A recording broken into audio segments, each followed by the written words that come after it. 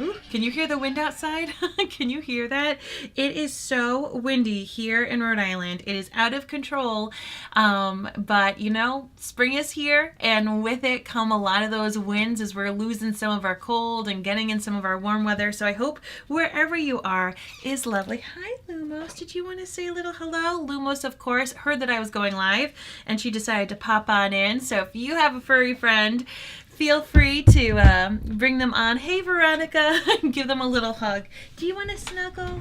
Do you want to snuggle? Is that what this is? Blake and I are going to be podcasting in just a little bit. And I want to put on a little bit of makeup. So that means Lumos will probably follow me downstairs to the podcast studio. Do me a favor. Hi, Jennifer. How are you? Hi, Karen. Drop a hello, lovely, down in those comments below. Putting that hello, lovely, does so much for me. First, it helps me see if comments are working. Secondly, it actually helps boost the algorithm so that way this video can be shown to more people who follow this page. And third, it just makes me smile. It's your little way to wave and say hi over the internet. Sometimes it feels really funny talking to a camera by myself. So whether you put a hello lovely while you're watching it live or on the replay, know that it does a world of good for my heart and soul, as well as my Minute with Mary business. All right, so at Minute with Mary, I love to help you feel more confident and creative when it comes to your makeup and your skincare. I am this tall, freckled girl from Rhode Island in my early 40s, mom of two, and a lot of days I don't wear a lot of makeup. I really focus a lot on like anti-aging skincare and feeling amazing in my own skin.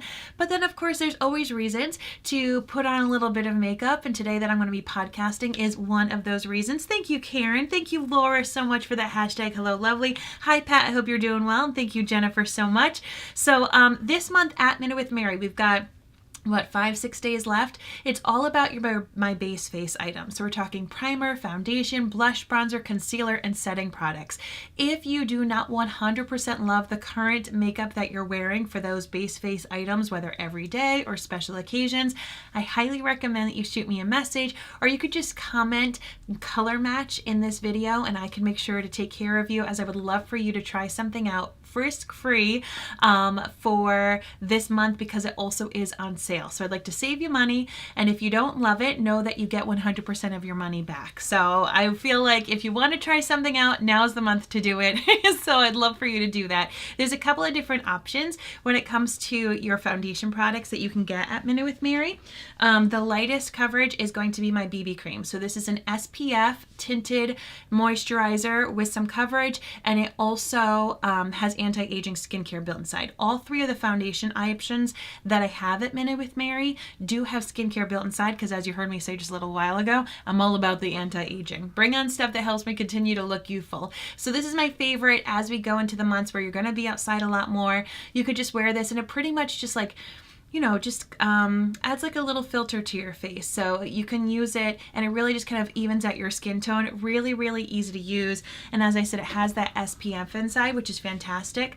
The makeup I'm going to be using today for foundation is my traditional liquid foundation. I call this my Serum Plus, as it has serum built inside. So you always want to give this one especially a good shake to mix up the skincare with that foundation. So this will be the one I'm wearing today.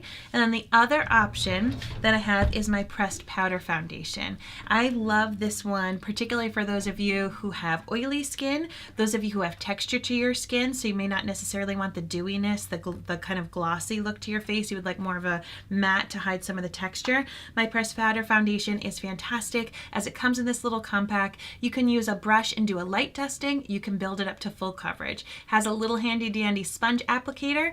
This is something that I honestly recommend everybody has, no matter where you are in your makeup journey, for those touch-ups, so you can touch up if you have any blemishes, you're checking your makeup. This is also a fantastic product as a concealer, believe it or not. If you're someone who traditional concealers, they move around too much, they're too shiny, and they show the physicalness of your under eye bags, using that, it has shea butter built inside, all those anti-aging properties I was talking about as well. It's a fantastic option. But today, like I said, I'm going to be doing my Serum Plus foundation. Thank you, Karen. Hey, Tony, how you doing? Now, I already have primer on my face. Primer is, think of it like the concrete filler for the potholes on your face. Whether it's age or your skin's composition or scarring, we all have little divots in our face, pores, fine lines, all that kind of stuff. And if you don't use primer, your foundation is just going to go right into those holes, meaning you're going to see the unevenness more in your face, meaning it's not going to lie flat, and often meaning you actually have to use more foundation as it goes into those holes and it doesn't lay flat, so then you put on more to even it out a little bit. Primer is going to fill it in and seal those holes, seal in that texture, and so that way your makeup can go smoothly upon it. It also is going to act like Velcro to keep the makeup on your face, not from blowing away or sliding off. And it also acts like a barrier so that your skincare can do what it needs to do without it mixing up with your foundation. So if you haven't added primer to your makeup routine, once again, whether you're wearing makeup every day or every so often, I'm telling you, it makes a world of difference. I was not a believer in primer. I was not. I thought it was hogwash. And then I tried it. And then I realized that my makeup was still on my face 5 hours, 6 hours, 10 hours later. And I was like, oh, this does work. It also, as I've gotten older, my pores have gotten larger. It really helps make a difference so that way the makeup doesn't settle in there.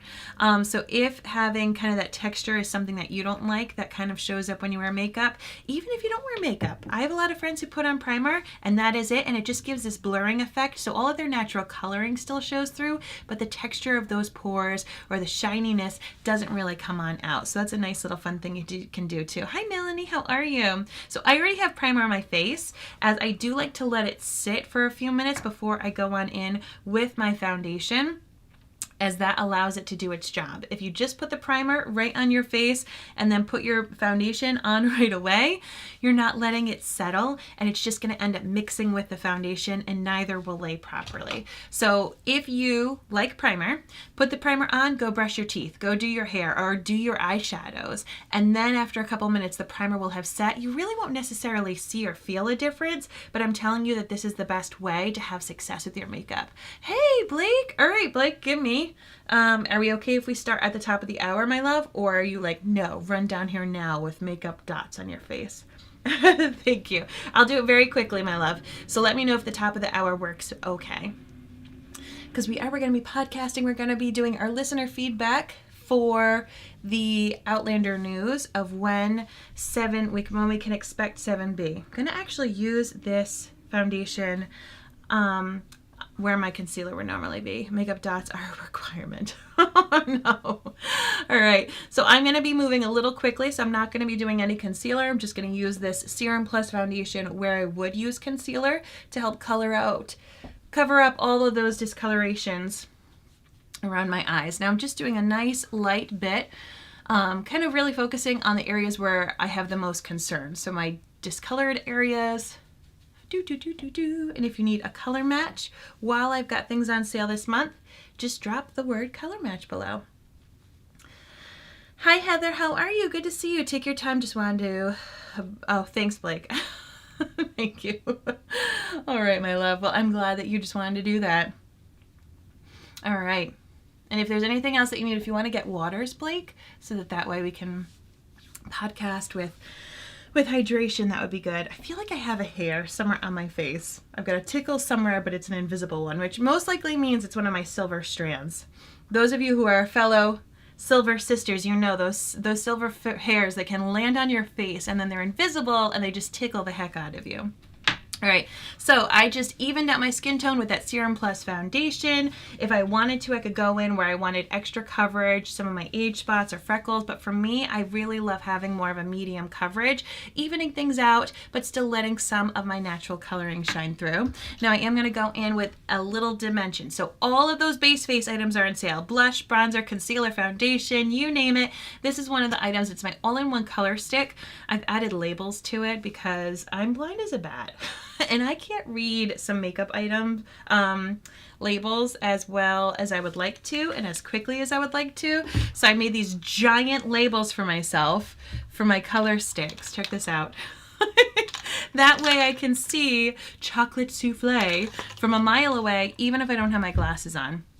Because sometimes I'm doing my makeup and I take my glasses off. Right now I'm wearing contacts, so I can see a lot better. But anyone else blind as a bat and that you find you can't read some makeup labels, telling you the trick is just get your label maker and you are going to be in much better shape. Some items that I have do have the coloring on the outside of the bottle, which is really handy. Like my lip liners will have, you know, like I'll know that this is my red lip liner just because that's the end of it. But my all-in-one color sticks, for example, those ones all look the same on the outside of the bottle. It's tricky like that, so I needed to come up with a solution.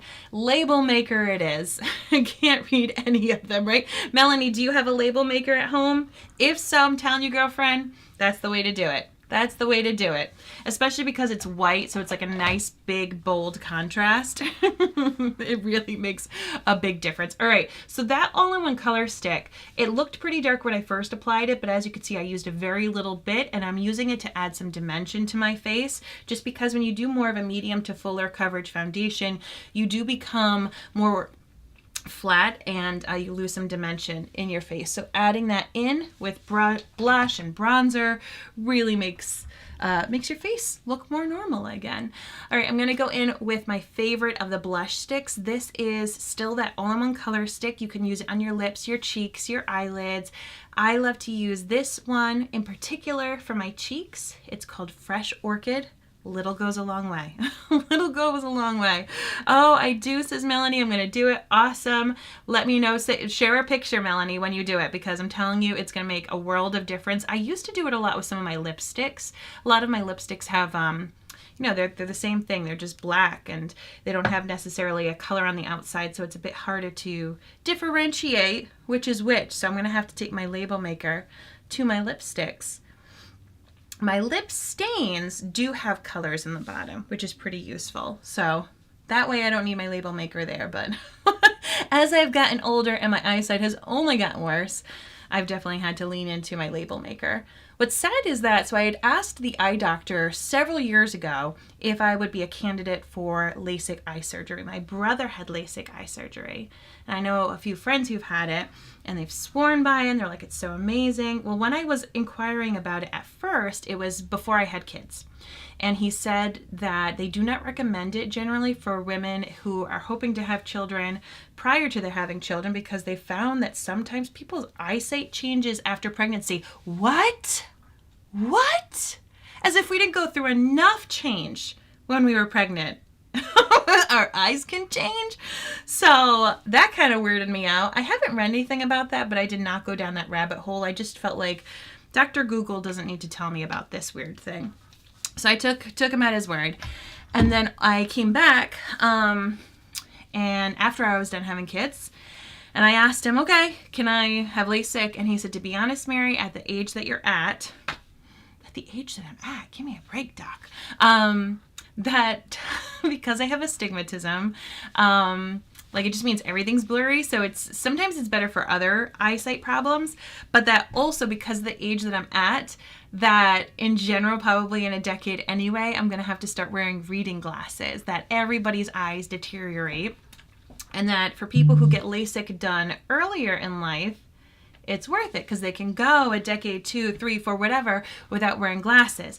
But then as you get older, everyone's eyesight, even if you had it LASIKed, often need reading glasses. So he's like, so you're going to go a few years and then you're just going to need glasses again after spending all that money and time getting LASIK done. And he's like, you've already lived so much of your life with glasses and with contacts that I wouldn't really suggest it. So I was super bummed, but also grateful because the idea of LASIK surgery still creeps and grosses me out.